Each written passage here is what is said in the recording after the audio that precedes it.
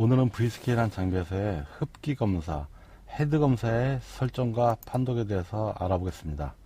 일단 V스케일이라는 장비에 센서를 어떻게 연결하고 그 센서를 장비에 어떻게 연결하고 이걸 한번 찾아볼 건데, 일단 가솔린이나 LPG, 디젤 모든 흡기 검사는 여기 보이는 맵 센서로 하시는 게 원칙이고, 나중에 좀 더 이 과정을 넘어가면 저조압 센서로 하셔도 상관은 없습니다. 보시는 것처럼 여기 1번 채널에 빨간 채널에 그 맵 센서를 연결하시고, 2번 채널은 항상 트리거를 연결하는 채널이거든요. 이제 그 맵 센서를 어디에 연결하시냐면, 이게 4기통, 3기통, 6기통도 마찬가지고, 원칙은 브레이크 부스트로 가는 파이프 여기에 연결하시면 되시고요. 한 가지 조심하실 것은, 브레이크 부스트 앞에 있는 호스에서 빼서 연결하시면 중간에 책밸브가 있어서 측정이 안 되는 경우가 많습니다. 측정을 하시게 되면 이 측정의 개념이 어떻게 되냐면, 만약에 4기통을 가진 엔진이 있다 그러면 실린더 헤드가 하나, 둘, 셋, 네 개가 있으면 빨아당기는 공기의 양은 똑같다는 개념이거든요. 이건 나중에 피스톤 검사에 가서도 똑같은 그 결과가 나오거든요.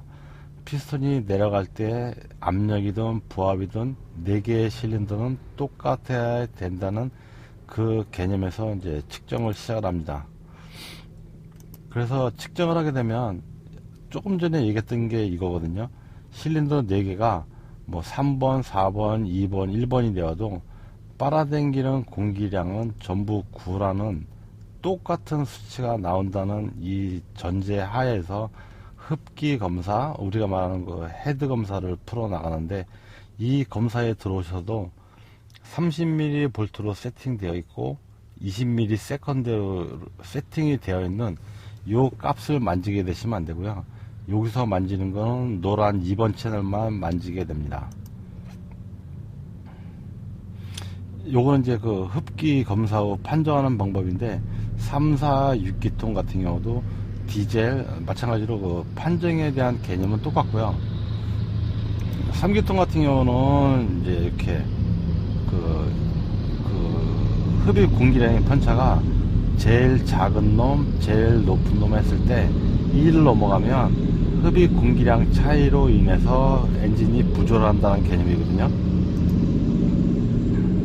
요건 틀리죠.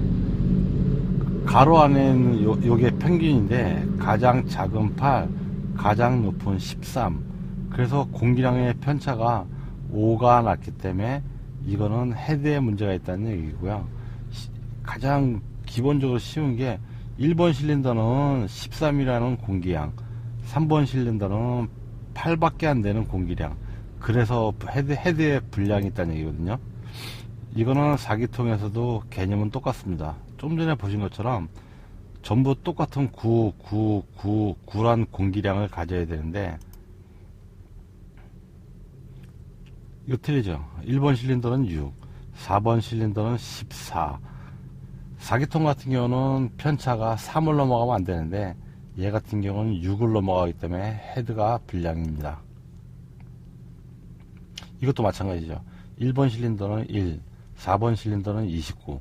근데 가끔 회원들이 많이 물어보시는 것 중에 하나가, 이게 그러면 4번 실린더가 불량이냐 1번 실린더가 불량이냐. 예전에는 이걸 가지고 우리가 분석을 많이 했었는데, 결론은 헤드 내린다는 결론이거든요. 4번이 불량해도 헤드를 내릴 것이고, 1번이 불량해도 헤드를 내릴 것이고, 6기통 같은 경우는요 똑같죠. 트리거랑 트리거 사이에 6개의 산이 이렇게 세워지면 타이밍은 정확한 거고요. 이것도 마찬가지죠. 6기통 같은 경우는 가장 낮은 숫자가 8, 가장 높은 숫자가 15. 여기 있네요. 7. 15 빼기 7을 하면 공기량이 8이거든요. 그러니까 실린더 안에 공기량의 편차가 있다는 얘기는, 산의 개수가 이렇게 세워지면 무조건 흡기 불량이 있다는 얘기입니다. 흡기 불량이라는 얘기는 뭐 밸브가 휘었다든가 시트링이 파먹었다든가 이런 거 하여간 흡입 공기량에 편차가 있다는 얘기고요. 이것도 마찬가지고 가장 낮은 애가 9, 가장 높은 애가 19 헤드 분량이거든요.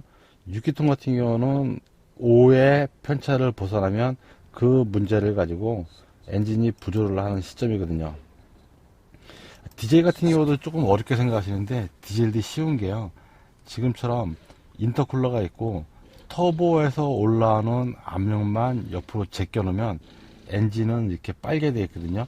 그리고 이제 어떤 배기량이 좀 작은 차들은 이걸 측정을 하시면 맵 센서로 1번 채널이 그림이 좀 작아지는 경우가 있거든요. 이때는 요 화살표가 있는 구멍을 손으로 살짝만 막아 주셔도 되고요. 지금 측정하고 있는 요 센서는 저저압 센서인데 처음에 원칙은 맵 센서를 하시고요. 맵 센서가 어느 정도 감이 생기고 나면 저저압으로 넘어와야지 처음부터 요걸 하시면 측정은 하기 쉬운데 나중에 판정하는데 조금 어려움이 있습니다. 요거는 산타페 그 디젤인데 이것도 마찬가지죠.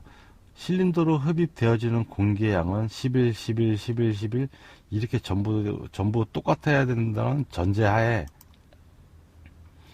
요거는 산타페거든요. 산타페 보시면 수치도 많이 깨어지었지만 그림도 많이 깨어졌죠. 이거는 왜 그 캠팔로 불량이 되면 벙벙벙벙벙벙 하는 차들. 그래서 흡기 불량입니다. 근데 여기는 한 가지 변수가 있는 게 요 두 가지만 조심하시면 흡기 헤드 검사에 문제는 없을 것 같습니다. 흡기 누설이 돼서 그림이 깨지는 경우, 타이밍이 넘은 경우, 흡기 누설 4기통 그 정상인 차를 먼저 보시면요. 지금 자를 제가 하나 올려놨거든요. 여기에 꼭대기 닿는 게 일정하거든요. 이게 정상이에요. 여기서 흡기 누설이 있는 차량을 찾아보게 되면 자를 올려놓은 거에 닿다 말았다 공기량이 약간 흐른다는 얘기거든요. 6기통도 마찬가지예요. 자를 올려놓으면 거의 이렇게 그 꼭대기점이 일정하게 닿아 있는 게 정상이고 흡기 누설이 생기면 이런 식으로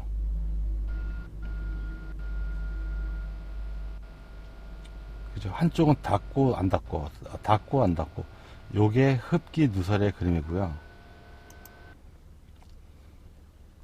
타이밍 넘은 것 같은 경우는 이제 4기통은 쉬운데 6기통이 좀 어려운데 어려울 게 없는 게요. 마찬가지로 트리거랑 트리거 사이에 산이 하나, 둘, 셋, 넷, 다섯, 6개가 세워지면 정상인데 이 그림을 잘 보시면 트리거와 트리거 사이에 산의 개수가 세워지지 않죠. 그래서 타이밍이 넘은 것 같습니다.